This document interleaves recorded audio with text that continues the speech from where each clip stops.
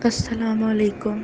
گھر سے نکل کر جب وہ شرین محلہ کے ماسٹر تارا سنگھ چوک پر پہنچے تو بجلی کی روشنیاں بجھ گئیں اور ایک ہیبت ناک اور موت کے تصور سے زیادہ گہرا اندھیرا چھا گیا، اور جانے کس گلی کے موڑ پر محلے کا چوکیدار اپنی کرخت سخت اور دہلا دینے والی آواز سے جھنکاڑا، خبردار خبردار!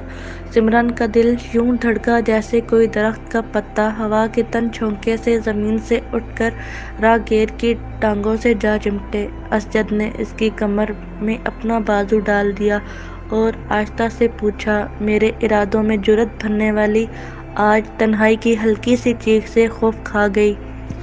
کیوں؟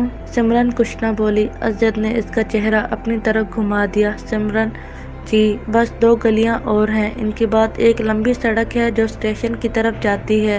بہت دور ہے اسٹیشن، بس اتنا جتنا میونسپلٹی سے تمہارے گھر تک کا فاصلہ ہے۔ ہمارا گھر تو… وہ لڑکھڑائی اور نالی کے سرے پر منہ کے بل گری۔ ہائے! سمرن ٹانگ پکڑ کر بیٹھ گئی۔ اسجد اسے اٹھاتے ہوئے بولا، آہستہ بولو، کوئی سن لے گا تو جان بچانی مشکل ہو جائے گی۔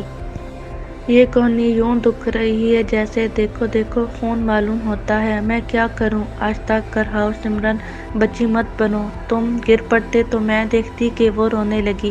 آہستہ آہستہ رو، اٹھو، میں تمہیں سہارا دیتا ہوں۔ پرلی گلی میں سے کسی کے آنے کی چاپ سنائی دے رہی ہے۔ لو سنو، گلی کے فرش پر ناک کھڑک رہی ہے۔ سمرن سارا درد بھول کر اٹھ کھڑی ہوئی۔ اسجد نے بازوؤں کا سہارا دیا۔ وہ چلی تو اسے گھٹنے کے قریب یوں محسوس ہوا جیسے اس میں کوئی اتارا ہوا نشتر باہر کھینچا جا رہا ہو۔ اس کی سسکی اور ٹھنڈی سانس اس گہری خاموشی میں اس طرح ابھری اور ڈوبی جیسے کوئی تائر چپاک سے سر پر سے گزر جائے اور شیور کے خلا میں ایک سنسناہٹ سی دیر تک گونجتی رہے، پھرتی رہے اور مٹتی رہے۔ ہوا ٹھنڈی اور قدرے تیز تھی۔ دونوں نے چیسٹر پہن رکھے تھے، چھاتی اور گلے کے بٹن اچھی طرح بند کر رکھے تھے، لیکن پھر بھی یہ سردیوں کی خنک ہوا جانے کدھر سے اندر گھس جاتی تھی کہ دلوں کے اندر سہمی سہمی آرزوؤں کو منجمد کر رہی تھی۔ انہیں یوں محسوس ہو رہا تھا جیسے ان کے دلوں میں برف سی گھسی جا رہی ہے، اور یہ راستہ جو پہلے کبھی پرخطر اور طویل نہ تھا آج اچانک بدل گیا تھا۔ گھر سے نکلتے ہی اس کی ہیئت میں ایک ہیبت سی بھر گئی تھی، اور ایک ایسا ہول جو پہلے کبھی نہ تھا۔ آس پاس کے اونچے اور پست مکانات گلی پر بھوتوں کے سائے بن کر چھکے ہوئے تھے۔ گلی کی سطح پر جہاں پہلے کبھی کوئی نشیب دکھائی نہ دیا تھا، اب اس پر چلتے ہوئے یوں محسوس ہوتا تھا جیسے اگر انہوں نے سنبھال کر قدم نہ رکھے تو وہ منہ کے بل جا گریں گے۔ اپنے آگے نظر نہ آنے والے اندھیرے میں بے شمار گھڑے بکھرے ہوئے معلوم ہوتے تھے، اور جیسے ان گڑھوں میں سازشیں تھیں، گھاتیں تھیں، دکھائی نہ دینے والے بھالے جن کا قدم قدم پر جسم میں اتر جانے کا امکان تھا، اور کچھ کھٹکے ایسے بھی تھے جو سمرن کے دل میں تزلزل سا بھر رہے تھے، اور انآہنی ارادوں میں جن پر اسے بھروسہ تھا، اعتماد تھا، آج اچانک گداز پیدا ہو رہا تھا، اور ایک ایسا بھی احساس ہو رہا تھا جیسے مجرم اسجد تھا، وہ نہ تھی۔ وہ تو ایک نہ بول سکنے والی بھیڑ تھی جسے زبردستی کھینچا جا رہا ہو۔ اس میں ترغیب تھی نہ دعوت، کوئی خیال، نہ چکا چوند، ایک مری ہوئی خاموش، سرد اور جھلسی ہوئی نیش۔ وہ اپنے تصور سے کانپ گئی اور اسجد کے بازوؤں کو پکڑ کر یوں رک گئی جیسے چلتی ہوئی مشین میں سے کسی نے قوت کا تار کھینچ لیا ہو۔ اور اسجد نے اپنے گرد و پیش اندھیرے کو گھورا اور اس کے برف کی مانند سر، ماتھے اور گال پر ہاتھ پھیر کر بولا، کیا ہے سمرن؟ سمرن کا جی چاہا رو کر اس سے لپٹ جائے اور چیخ چیخ کر کہے، مجھے واپس لے چلو، میں واپس جانا چاہتی ہوں، آگے بڑھنے کی مجھ میں ہمت نہیں۔ اس اندھیرے کی ہوا کی تیز سانسوں میں مجھے اپنے باپ کے کھانسنے کی آوازیں اور ماں کی پکاریں سنائی دیتی ہیں۔ لیکن وہ ایک بے زبان کی مانند سر اٹھا کر کھڑی ہو گئی، خاموش اور بجلی کے کھمبے کی طرح ساکن اور منجمد۔ اسجد نے اسے کندھوں سے پکڑ کر جھنجھوڑ دیا اور وہ سچ مچ رو پڑی۔ چپ کیوں ہو؟ کیسا خوف ہے جو تمہیں بولنے دیتا ہے نہ چلنے؟ میرا دل گھبرا رہا ہے۔ وہ ہنس پڑا۔ تو یہ کمبخت دل ہی تمہیں پریشان کیے ہوئے ہے، لیکن یہ ہے کہاں؟ تم تو کہتی تھی کہ وہ تو تم نے مجھے دے دیا ہے۔ لاؤ دکھاؤ تو۔ اس کا مطلب یہ ہے کہ تم نے جھوٹ بولا تھا۔ اسجد نے ہنستے ہوئے اسے بازوؤں پر اٹھا لیا اور آگے بڑھتے ہوئے کہا، آئے ہائے، مجھے یہ پہلے کیوں نہ معلوم ہوا کہ تمہارا جسم پھول کی طرح ہلکا ہے۔ یہ پھول جو ایک عرصے سے میرے دماغ کو معطر کر رہا ہے اور میرے خیالوں میں ایک تعطر، گہرائی، خوش ذوقی اور ایک آگ بھر رہا ہے۔ سمرن، میں نے تمہیں آگ کہا ہے تو مجھ سے الگ ہو جاؤ، یہ آگ کہیں تمہیں جلا نہ ڈالے۔ نہیں، یہ آگ ٹھنڈی ہے، اس کے شعلوں میں ایک میٹھی راحت اور ابدی سکون ہے۔ اس کے پاس آتا ہوں تو یوں محسوس ہوتا ہے جیسے ایک کڑوی جدوجہد کے بعد کچھ سکون سا میسر ہو گیا ہے۔ تمہاری آنکھوں، ہونٹوں اور بالوں میں ایک ایسی کشش ہے کہ میں تم سے دور نہیں جا سکتا۔ تمہاری آنکھیں دیکھ کر مجھے ندیم کی شاعری پھیکی اور فراق کا فلسفہ بے جان نظر آتا ہے، اور جب کبھی کبھی تمہارے سپید اور حسین ماتھے پر تیور آ جاتے ہیں تو مجھے مخمور کی عورت کی بغاوت کسی بچے کی ضد معلوم ہونے لگتی ہے۔ تمہارے تصور ہی میں ایک ایسی دعوت اور ترغیب ہے کہ میں رشتے کاٹنے پر مجبور ہو جاتا ہوں۔ سمرن نے اپنا سر اس کے سینے پر رکھ دیا اور بولی، مجھے اتار دو، تھک جاؤ گے۔ ابھی سستانے کا مقام نہیں آیا۔ میرے ارادوں میں تھکاوٹ اس دن پیدا ہوگی جب تمہیں گھر کی یاد ستائے گی اور مجھے مجبور کرو گی کہ تمہیں گھر چھوڑ آؤں۔ لیکن گھر ہمارے لیے اس وقت تک تنگ ہے جب تک ہمیں سوچنے اور سمجھنے کی آزادی نہیں دی جاتی۔ گھر کی بات کرتے ہو؟ ہاں، اس گھر کی جس کے خیال سے تمہاری روح کانپ رہی ہے۔ میری روح کی بھی ایک ہی کہی یہ سڑیل اس وقت بھی کانپنے لگی تھی جب میں نے تمہیں پہلی بار کالج کے تالاب میں نہاتے ہوئے دیکھا تھا۔ کمر پر ایک زخم کا نشان تھا نا؟ ہاں، لیکن اب وہ اپنی جگہ سے ہٹ کر ایک اور جگہ آ گیا ہے۔ تمہارا مطلب دل سے ہوگا۔ اس کی آواز میں ایک شوخی گھلی ہوئی تھی۔ ہاں، تمہیں غالباً پہلے بتایا ہوا ہے۔ نہیں، ایسے نشان ہر مرد کے دل پر ہیں اور چلتے پھرتے عورتوں کو دیکھ کر دن میں 1000 بار پڑتے اور مٹتے ہیں، لیکن اس دل پر تو تمہارے کاٹنے کے نشان ہیں جو بہت گہرے ہیں۔ کاٹنے کے؟ تم نے مجھے کیا سمجھ رکھا ہے؟ ایک ایسی جنس جو نگاہوں سے کاٹتی ہے اور ان نگاہوں میں زہر ہوتا ہے، ترغیب کا زہر، آمادگی کا ایک ایسا جذبہ جو سامنے آتے ہی سر سے پاؤں تک چھا جاتا ہے۔ ہٹو، مجھے اتار دو، یہ جھوٹا الزام ہے۔ وہ اس کے بازوؤں سے کود گئی اور اسجد نے چلتے چلتے اس کا گال نوچ لیا اور وہ اس کے ہاتھ کو مروڑتے ہوئے بولی، مجھ میں کوئی زہر وہر نہیں اور نہ ہی مجھے کسی کی شاعری سے منسوب کیا کرو۔ یوں نہ کہو، تمہارے بغیر شاعری کی ضرورت ہی باقی نہیں رہتی۔ تم ہو تو شاعری کے دم غم ہے اور یہ دل ہے، غم ہے، درد ہے، چوٹ ہے، تلاش اور ٹھوکریں، قتل اور خون اور جنگ۔ دنیا کی جب سے سب سے پہلے جنگ ہوئی ہوگی تو وہ تمہاری وجہ سے ہوئی ہوگی۔ عورت کا وجود ہی جنگ کے لیے ہوتا ہے۔ یہ نہ رہے تو یہ جنگ ختم ہو جاتی ہے، جنگ کا مقصد ختم ہو جاتا ہے، جنگ کا نام ختم ہو جاتا ہے۔ اس کی ضروریات اور فرمائشیں ہی مرد کی جدوجہد کا آغاز کرتی ہیں۔ بنانے والے نے بنانے سے پہلے جب اس کا تصور کیا ہوگا تو وہ اپنے حسین خیال پر جھوم اٹھا ہوگا، اور وہ حسین خیال آج ان گنت خیالوں اور خوابوں کا مرکز بنا ہوا ہے۔ یہ خیال صدیوں کا پرانا ہے، لیکن یہ جنگ نہ ٹلی، خودکشی کا جذبہ نہ گیا، تلاش اور فرار کی آرزو شکست نہ ہوئی۔ اسجد کی باتیں خاموشی کے سمندر میں لہروں کے گیتوں سے مشابہ تھیں۔ یہ گیت ترنم اور بہت گہرے تھے۔ سمرن کا جی چاہا کہ راستے میں کہیں بیٹھ جائیں۔ اسجد کی باتوں سے اسے یوں محسوس ہو رہا تھا جیسے وہ کوئی معمولی لڑکی نہ تھی۔ دنیا کی قدیم تاریخوں میں عورت ہی ہر جگہ موجود رہی تھی، اس لیے وہ بجا طور پر فخر کر سکتی تھی۔ لیکن اسجد جو اتنی دیر سے بولتا چلا آ رہا تھا، خاموش کیوں نہیں ہوتا؟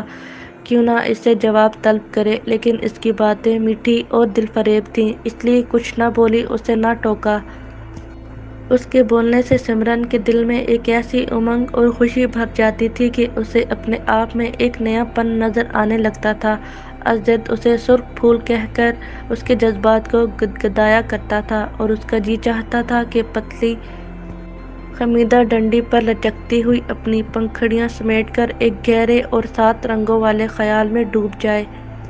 اس 7 رنگوں والے خیال میں ایک نئی دنیا تھی، نئی زندگی تھی اور نیا ماحول تھا، ایک ایسا ماحول جس میں ڈر نہ تھا، فکر نہ تھی، خوف نہ تھا اور باپ کی کھانسی نہ تھی۔ وہ راستے میں بھی نئے تھے، صاف ہموار اور گھومتے ہوئے اور زندگی کی مانند زندہ اور فیروزہ۔ اس کا جی چاہتا کبھی اسجد سے پوچھے کہ یہ راستے اور رنگ جو خیالوں میں بنتے اور بگڑتے ہیں، باہر نکل کر اس رنگ و بو کی دنیا میں کیوں نہیں آ جاتے؟ کتنی زندگیاں انہی خیالوں میں گم ہیں، صدیوں سے ان کی امیدیں اور آرزوئیں منتظر ہیں کہ کبھی کوئی عجوبہ کیوں نہیں ہو جاتا، آکاش کی نیلی پہنائیوں میں ڈھکی ہوئی چاندیاں زمین پر بکھر جائیں۔ شب کے سونے زمین والوں کو اپنے رنگ میں رنگ دے اور دنیا کچھ ایسی دنیا بن جائے کہ پہلی دنیا یاد نہ رہے، خیالوں میں سے اتر جائے اور خوف، ڈر اور تمام رکاوٹیں ہمیشہ ہمیشہ کے لیے دب جائیں۔ لیکن اسجد فلسفی تھا، اس کی ہر بات کاٹتا تھا، اس کے ہر سوال کا عجیب سا جواب دیتا تھا۔ اس کی منطق میں ایک ایسی جمالیت اور محویت تھی کہ وہ اپنا سوال اور انکار بھول جاتی تھی، اسے اس کی ہر بات تسلیم کرنی پڑتی تھی، وہ اس کے آگے ہار کر بیٹھ جاتی تھی۔ گرمیوں کی چھٹیوں کے بعد جب وہ پھر کالج میں آئی تو اس سے اسجد کے ساتھ آنکھیں نہ ملائی جا سکیں۔ سائنس کی لیبارٹری میں کام کرتے ہوئے اسے ایسا محسوس ہو رہا تھا جیسے سارے ہال میں صرف اس کا سانس چل رہا تھا اور تو کوئی سانس لیتا بھی نہ تھا۔ وہ بائیں طرف سر اٹھاتی تو پروفیسر ڈی ٹی کی نگاہیں لگی ہوئی تھیں، دائیں جانب شرارتی لڑکے شیشے کی ٹیوبیں توڑ رہے تھے اور سامنے اسجد تھا۔ اسجد کی آنکھیں تھیں، اسجد کے ہاتھ تھے اور اسجد کا خاکی گارنش کلر سوٹ تھا اور تازہ خون سے مشابہ سرخ پوتی۔ وہ نگاہ اٹھاتی تو اس کے ہاتھ کانپ جاتے تھے، جیسے اسجد اس کا امتحان لے رہا تھا اور وہ اپنی اس کمزوری کو چھپانے کے لیے انگلیوں سے کام لے رہی تھی۔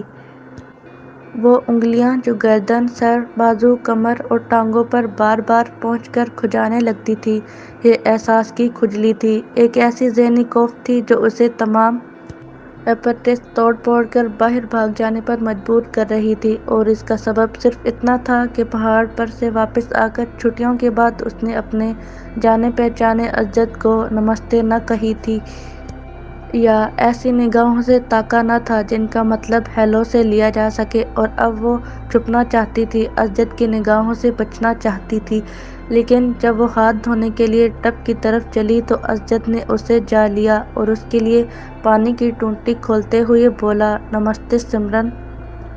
نمستے۔ وہ نمستے کہتے ہوئے بھی شرما گئی اور اسے یوں محسوس ہوا جیسے کانوں پر کسی نے گرم گرم انگارے رکھ دیے ہوں۔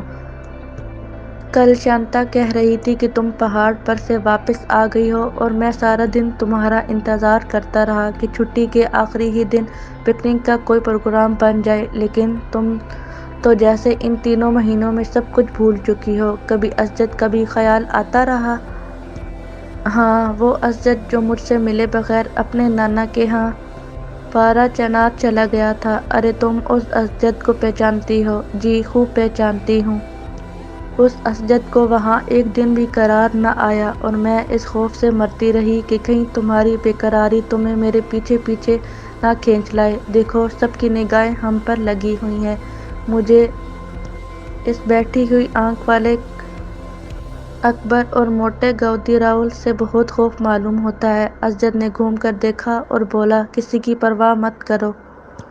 زندگی سے یہ رنج، فکر اور ڈر نکل بھاگے تو روح کو کچھ سکون اور شانتی مل سکے، اس لیے کہ ان کے بغیر انسان کا انسان سے رشتہ کٹ جاتا ہے، سب ایک دوسرے کے لیے اجنبی بن جاتے ہیں۔ اس وقت خون میں جکڑے ہوئے رشتے بھی ایک دوسرے کو پہچاننے سے انکار کر دیں گے۔ اس رنج نے انسانیت اور فکر نے ترقی یافتہ عالم اور ڈور نے بندوق اور توپ کے بعد اٹامک بم ایجاد کر لیا ہے، اور ان سب کی بنیاد گوشت پوست کا لوتھڑا دل ہے، یہ دل جو تمہیں میرے قریب لایا ہے۔ یہ کہہ کر اسجد نے اسے منہ بنا کر چڑھا دیا اور باہر نکل گیا اور وہ سوچتی اور مسکراتی رہ گئی۔ لیبارٹری سے باہر آ کر اسجد سوچ میں پڑ گیا۔ یہ سوچ اچانک پیدا ہوئی اور اسی دم اس کا چہرہ مرجھا گیا۔ اس کے چہرے پر ایک ایسی شدید سنجیدگی کا تاثر لپک گیا کہ دیکھنے والوں کے لیے وہاں ساجد نہ رہا، بلکہ یوں معلوم ہوتا تھا کہ اگر اس کے ہاتھ سے کتابیں رکھوا دی جائیں تو ہارا ہوا جواری تھا، یا جیسے گرفتار شدہ بلیک مارکی ٹی وی، یا جیسے شرابی کا خمار ٹوٹ گیا اور وہ تازہ شراب خریدنے کے لیے خالی جیب ٹٹول رہا ہو۔ اس نے مڑ کر دیکھا۔ لیبارٹری میں سمرن کتابیں کھڑکی پر رکھ کر گردن میں الجھا ہوا ساڑی کا آنچل درست کر رہی تھی اور دوسری جانب منہ پھیرا تو پروفیسر لیکچر روم میں داخل ہو رہے تھے۔ وہ جلدی سے پاؤں مارتا ہوا کمرے میں سب سے آخری بینچ پر جا بیٹھا اور جب پروفیسر نے تمام طالب علموں کا جائزہ لیا تو اس کی نگاہیں اسجد پر کچھ وقفے کے لیے جم کر رہ گئی، جیسے پوچھ رہی ہوں آج اسجد سب سے پیچھے کیوں ہے؟ سمرن کا یہ پیریڈ خالی تھا، اسے اب یقیناً گھر چلے جانا تھا۔ وہ گھر چلی گئی ہوگی۔ اس نے منہ پھیرا۔ کالج کا صحن خاموش اور خالی تھا اور یوں معلوم ہوتا تھا جیسے ابھی ابھی کوئی گزر کر لائبریری کی دیوار کے ساتھ ساتھ گم گیا ہو اور پروفیسر کے کھانسنے کی آواز آئی جیسے وہ اپنا لیکچر شروع کرنے والا ہو۔ اسجد نے ایک بار سر اٹھا کر پروفیسر کی طرف دیکھا اور پھر سر جھکا کر بیٹھ گیا۔ اس کے دماغ میں بے شمار خیالات چکر لگا رہے تھے، الٹے سیدھے خیالات جو سر رکھتے تھے نہ پاؤں، بے ہنگم سے، آوارہ سے اور بے ربط سے۔ اس کا جی چاہتا تھا اٹھ کر پروفیسر کے گلے سے لپٹ جائے اور اسے بے اختیار چومنے لگے اور محبت بھرے لہجے میں پوچھے، عورت کے جب لب کپکپاتے ہیں، جب وہ آنکھیں ملانے سے گریزاں نظر آتی ہے، جب وہ ملنے سے اعتراض کرتی ہے اور جب وہ خوف اور ڈر کا مظاہرہ کرتی ہے تو اس وقت اس کی دلی کیفیتوں کا پس منظر کیا ہوتا ہے؟ کیا عورت کی حقیقت صرف اتنی ہے کہ اسے چاندی کا چمکتا ہوا کپ سمجھ کر میدان سے یا گھر سے یا گلیوں میں سے جیتا جائے، مانگا جائے یا چھینا جائے؟ کیا عورت مرد کی دلی مسرتوں کا مستی بھرا نغمہ نہیں جو اس کے ہونٹوں پر سدھا بہار کی لہروں کی مانند کبھی کبھی تھر تھراتا ہے؟ انسانی زندگی میں وہ لمحے کتنے ہیں جو حقیقی خوشی کے آئینہ دار ہوتے ہیں؟ بہت کم اور شاذ۔ ان لمحوں کا وجود عورت سے شروع ہوتا ہے، عورت کے خیال سے ہوتا ہے اور عورت کی امید سے ہوتا ہے، دولت یا جائیداد سے نہیں۔ اور یہی عورت آج سماج کے اندر ایک ٹھیکری اخبار، برف اور تازہ پالش کی ہوئی نیلام گھر کی کرسی کی طرح اور قیمت مایوس اور سد پڑی ہے، ٹھوکریں کھا رہی ہے اور جی رہی ہے، تھوڑی اور پھوڑی جا رہی ہے اور چل رہی ہے۔ ایسے گھروں اور گلیوں، بازاروں اور سڑکوں اور کلبوں اور سٹیجوں سے اوپر کیوں نہیں اٹھایا جاتا؟ اس کا مقام بلند ہونا چاہیے، ہمارے خیالوں اور ارادوں سے بھی بہت اونچا۔ وہاں ہونا چاہیے جہاں 7 رنگ ایک دوسرے کے بہت قریب آ جاتے ہیں، جنہیں ہم دیکھ سکتے ہیں، گندے اور ناپاک ہاتھوں سے چھو نہیں سکتے۔ بہت تنگ نظر اور جلد فنا ہو جانے والے ہوتے ہیں وہ لوگ جو عورت کو بازار میں چل سکنے والا سکہ یا احساسات کی کھجلی کا نام دیتے ہیں۔ پروفیسر اسجد کے پاس آ کر بولا، تمہارا ذہن کدھر ہے؟ تم کیا سوچ رہے ہو؟ اسجد گھبرا کر اٹھ کھڑا ہوا اور کتابیں اٹھا کر بولا، میرے سر میں سخت درد ہے جناب، مجھے غیر حاضر رہنے کی اجازت دیجیے۔ پروفیسر نے اسے گھور کر دیکھا اور کہا کہ اچھا جاؤ۔